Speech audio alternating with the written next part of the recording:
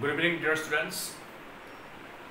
This is Divya Jyoti Deka, Faculty of Physics, Ranjit Sharma Academy Senior Secondary School, Mongolway. I'd like to first welcome you to the Department of Physics of Ranjit Sharma Academy Senior Secondary School. As you know that the physics is the boss of the science. It is known as, and physics is a branch of science. That science usually have three branches, that is physics, chemistry, mathematics. Physics, chemistry and biology. So biology is classified as further in the zoology and botany. So as you will start your stream as science, so you will come to know all about all these things very nicely and distinctly. So let me give you some information regarding physics. What is physics? What are the different branches of physics? All these things gradually we'll start discussing in our class. So what is the physics basically? The physics is the systematic study of different natural phenomena. Physics is the systematic study of different natural phenomena like light, sound, electric current, magnet, all these things. These all are natural phenomena. And in physics we study all these natural phenomena very systematically in very high order of study. So in order to understand all these things very nicely and distinctly, what is basically important is that is the concept of basic terms of science, which you have earlier studied in class 9 and 10. In 9 and 10, couple of terms you have studied of science. Those you need to understand very clearly, and concept of those terms should be very much clear, like sound. What is called sound? If I ask you speed, velocity, distance, displacement, acceleration, power, energy, all these things we have to understand clearly. Newton's law, first law, second law, third law, all these things you should understand clearly. Then only it will be very easy for you to accelerate in physics study. So let's not waste the time today. Let's get back to the point of the classes. So we'll discuss some very basic terms of physics, like if I ask you what is distance and displacement, we are taking a very common term, that is the distance.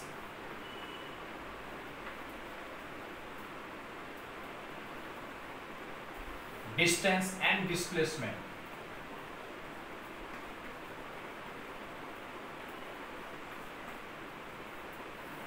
Distance and displacement. So what is distance for us? What do you understand by distance term? The distance is what the total amount of path traveled by an object is called distance. Total amount of path traveled by an object is called the distance. Suppose I am traveling from, suppose X is a place, and from X you are traveling to Y. This is X and this is Y. Now total amount of path you are traveling from X to Y, that is the distance. Remember the point, the total amount of path you have traveled, this is the distance.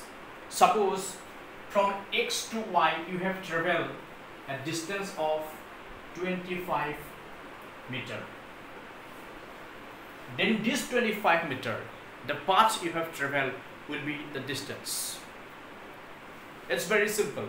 And how distance is further written as? Distance is written as x, y, s, d, all these the small terms, abbreviation of distance we express. Now, what is displacement then? We have come to know that distance is the total amount of path you have traveled. Then what is displacement? The displacement will be the minimum distance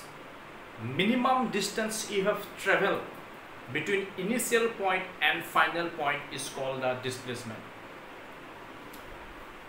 Mark the statement. See, the minimum distance travel between initial point and final point. That means if I consider this is initial point, what does initial point refers to us? Initial point is the point from where your journey starts or you start moving. And what is final point? Final point is that point where your journey is going to be end. That is your final point. Now, the minimum distance travel between initial point and final point, that is going to be your displacement. That means suppose this is your initial point and this is your final point. The minimum displacement, minimum distance you will travel between these x and y places, or in the short form you can also say the shortcut of distance. Shortcut of distance, that is called the displacement. And displacement is also expressed as meter, kilometer, all these things, and their abbreviation, their representation style. Like suppose if I say x, y, all these terms we use, x, y, d, all these terms we generally use in order to represent the distance and displacement. So I hope you have understood what is distance and what is displacement. I have told you that total amount of path traveled by an object is called distance, and the minimum distance traveled by an object between final point and initial point, that is going to be your displacement. And their unit will be meter, kilometer, all these things. The meter, kilometer will be the unit of distance and displacement. Then one more term that is called speed and then velocity. Then what is the speed and what is velocity? What is speed and what is velocity? Or is there any relation between speed and velocity here? Obviously it have. If I ask you what is the speed, so it will be defined as the speed. Speed is equal to distance upon time. Speed is equal to distance upon time. Remember, this is the definitions of speed. How to define speed? The speed is equal to distance upon time. How it is expressed mathematically? So mathematically you can write that v is equal to x upon t. This is the speed. Speed is equal to distance by time. This is x upon t. What is the SI unit, or what will be the unit of speed? That it will become meter per second or kilometer per hour. These are going to be the unit of speed. This is v is equal to x by t, meter per second. And how to define this speed?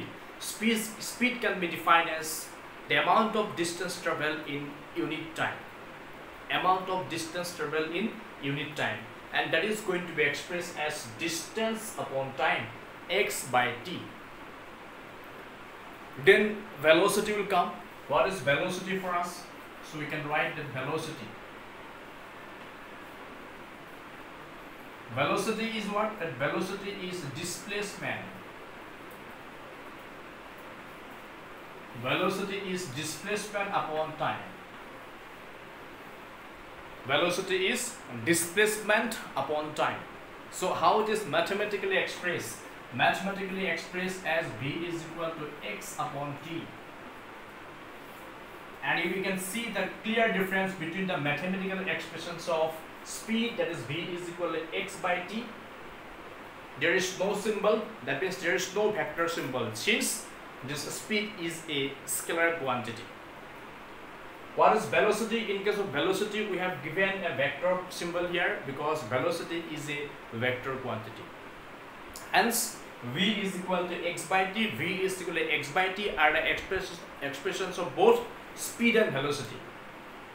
But their difference is that the speed is scalar quantity and velocity is vector quantity. This is the difference. And their unit will be similar, that is meter per second or kilometer per hour it might be. So this is all about speed and velocity. You see how these are related. that how distance, displacement, speed, velocity are related. So speed can be defined, the distance by time, it's very clear, and velocity can be defined as displacement upon time. So these are very small things, you should understand it in order to study some critical terms of physics in future times. Whenever you will continue the physics study, so these basic terms will play a major role. Next we'll come back to one more term, that is acceleration. Acceleration, about acceleration you have studied already. That sometime when you are moving in a car,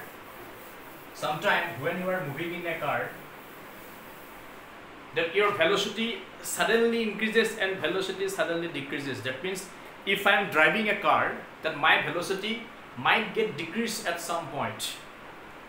And when I am driving a car, my velocity might get decreased at a certain time or at a particular time. This increasing and decreasing of velocity with respect to time, this is called the acceleration. That means the change in velocity with time is called the acceleration. It's a very easy one, and you have got in the class 9 and 10 what is acceleration is. But if we want to recall this definition, that is acceleration. What is acceleration is? Acceleration is equal to, you can write, this is change in velocity. Change in velocity upon time.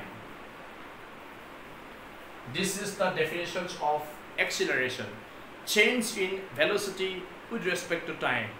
So what do you mean by change in velocity? Change in velocity means, you can write that v minus u upon t. That means acceleration A is equal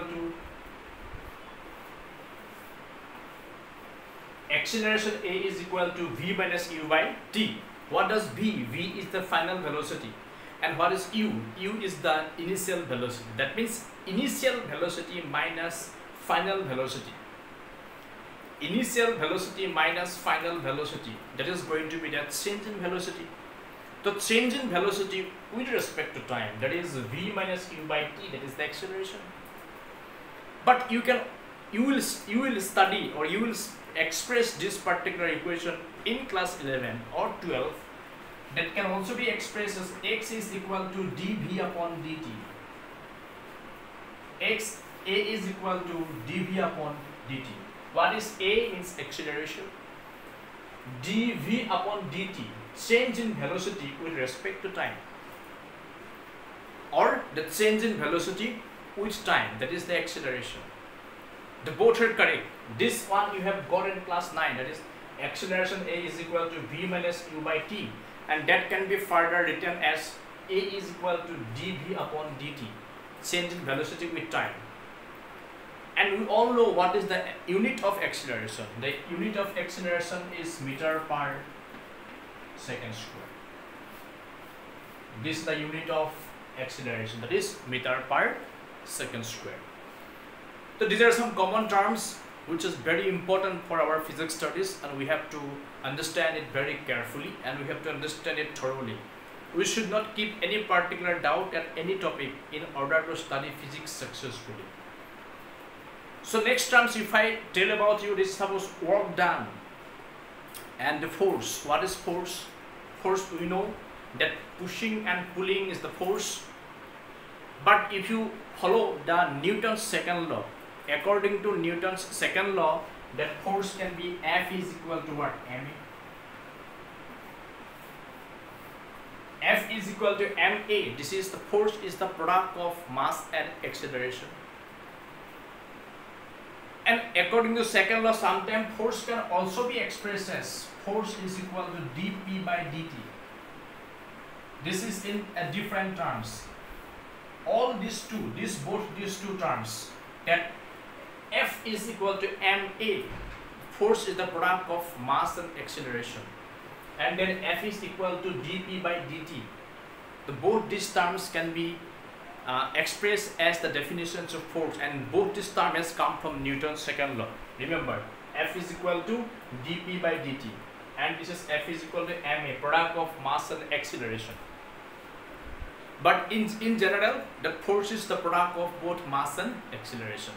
And we know what is the unit of force. The unit of force, you know, that's Newton. The SI unit of force, SI unit of the force is Newton. This is Newton. SI unit of force, it is going to be your Newton. These are common term. Then we have also understood what is called the momentum, linear momentum, angular momentum. All these things will study. But in the class 9, you have found the conservations of linear momentum. From that point of view, you have got the definitions of linear momentum. So if we discuss about linear momentum, what is linear momentum is concerned for? Linear momentum is nothing but it is product of mass and velocity. That means we can express that linear momentum P is equal to mass and velocity. This is linear momentum. Linear momentum P is equal to product of mass and velocity, m dot v. M means mass and v means velocity. That means if you multiply, if you want to get the product of mass and velocity, then you will get the momentum, linear momentum. Angular momentum will be different thing. You will study in class 11. So P is equal to mv. This is linear momentum. And if we want to go to find the unit of linear momentum, that for mass this is going to be your kg, and for velocity this is meter per second. That means kg meter per second. Kg meter per second is going to be the unit of linear momentum. P is equal to mv. Along with that, you have also got the work done. What is work done? The work done has got the definitions that work done is equal to what? Force into displacement. This is work done. That means the work done can be expressed as the product of force and displacement. Remember, work done can be expressed as the product of force and displacement. F means force and displacement means D. That means they have got an unit, and the unit of work done is supposed to be joule. And this is expressed as J. This is the unit of work done. This is your joule. So this sort of things we have to clear very nicely. Then only you can accelerate in physics in very high notes, because a long way to go in physics. And for that, this basic term should be in your fingerprint. Whenever somebody asks you, then you should be able to answer all these small things, because these are very, very necessary. Then some more things. Suppose electric current. We have got about electric current. What is electric current? We should understand it. What is electric current? Electric current can be expressed as I is equal to, electric current is expressed as I is equal to Q upon T. That means here Q is the surge. What surge? Electric surge. And T is the time. That means the rate of flow of electric surge through a conductor in per unit time is going to be your electric current. I is the electric current. Electric current. I is equal to Q upon T. What is Q? Q is the surge and T is the time. That means the flow of electric charges in per unit time, that is going to be your electric current. So this is I, Q by T, and the Q, that is Q means that is your electric surge. Electric surge has also got the unit. The unit of electric surge is Coulomb. Unit of electric surge is Coulomb. That means if I write here Coulomb, suppose this is Coulomb. Coulomb, and for time this is your second. Coulomb per second. This Coulomb per second. Coulomb per second is nothing but this is going to be your ampere.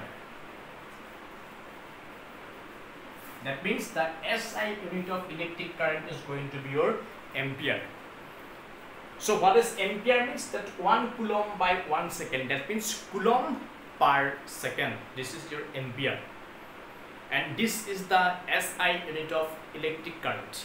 Like that you can find electric current. I is equal to Q by T. These are some small things you have got in the class 9 or 10. Then reflection, refraction. What happened in case of reflection? And what happened in case of refraction? All these things also you have got. That in case of reflection, what happened? The ray of light coming from a medium, after reflection it bounced back to the same medium. That means if I analyze the refraction and reflection, if I want to speak something about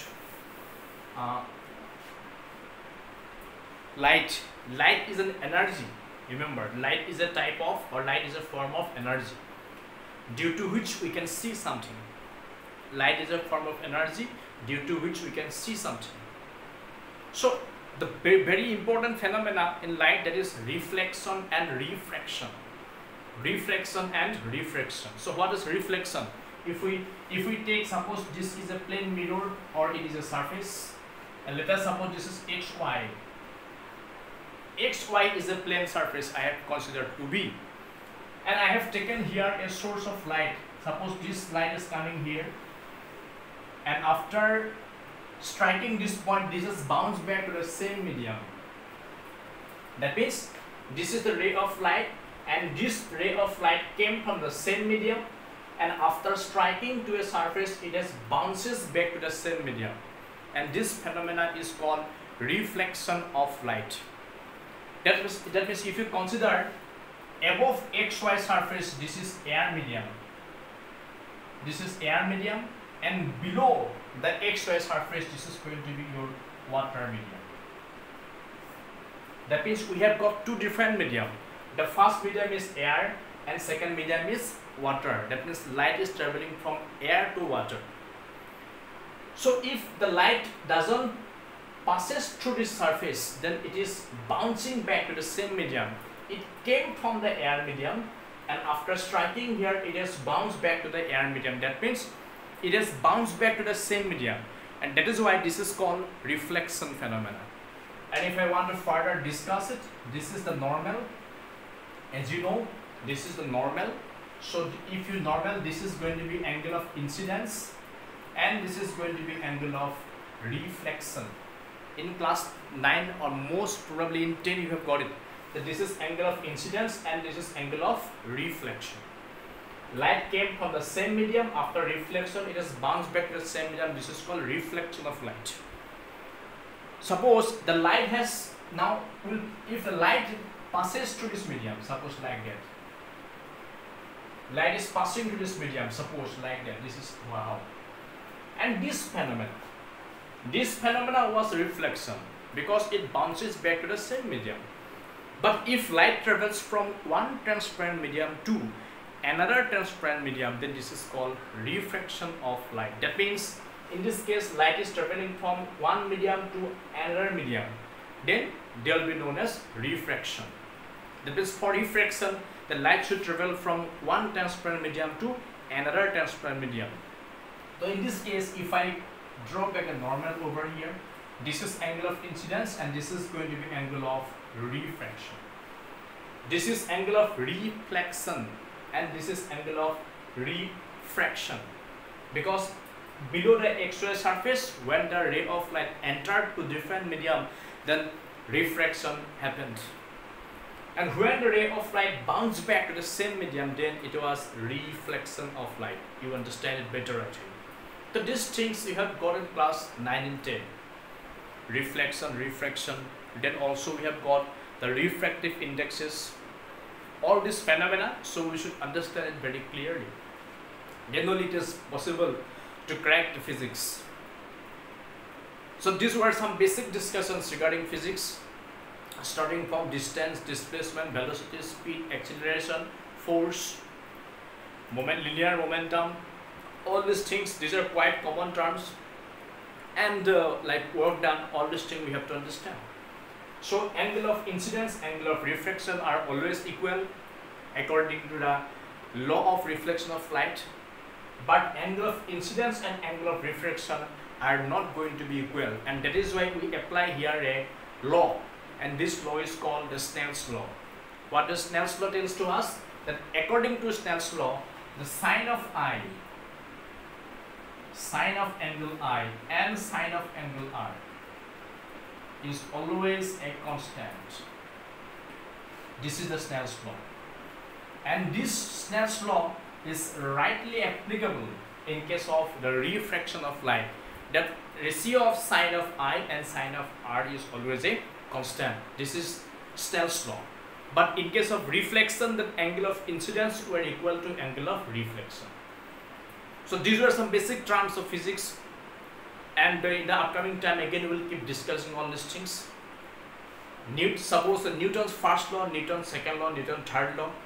That according to Newton's first law, what? That according to Newton's first law, that if a body is at rest position, it will be at rest position, and if a body is on motion, it will be in motion until and unless you are not going to apply an external force over it.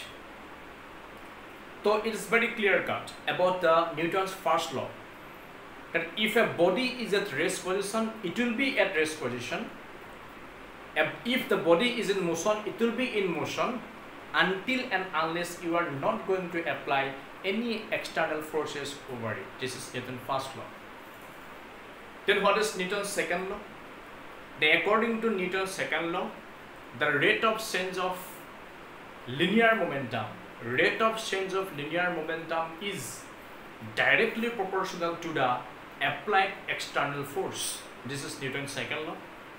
In the next class we will derive the Newton's second law, that is F is equal to ma. I am telling you the statement, that is the rate of change of linear momentum is directly proportional to the applied external force, and it can be expressed as F is equal to ma. And finally, the very popular, that is Newton's third law. What is Newton's third law? That every action has an opposite and equal reaction. This was Newton's third law. So dear students, that's it from today's class. I think you have got a little bit of reminder about what you have done in the class 9 and 10 science, and basically I will repeat that the 9 and 10 concept of physics, different terms, science different term, is very important in order to understand clearly all the concept of higher secondary physics, chemistry and biology. So thank you so much. I think you will not leave off the habit of study during these closed days, and you will continue watching the video or classes made by us. Thank you so much.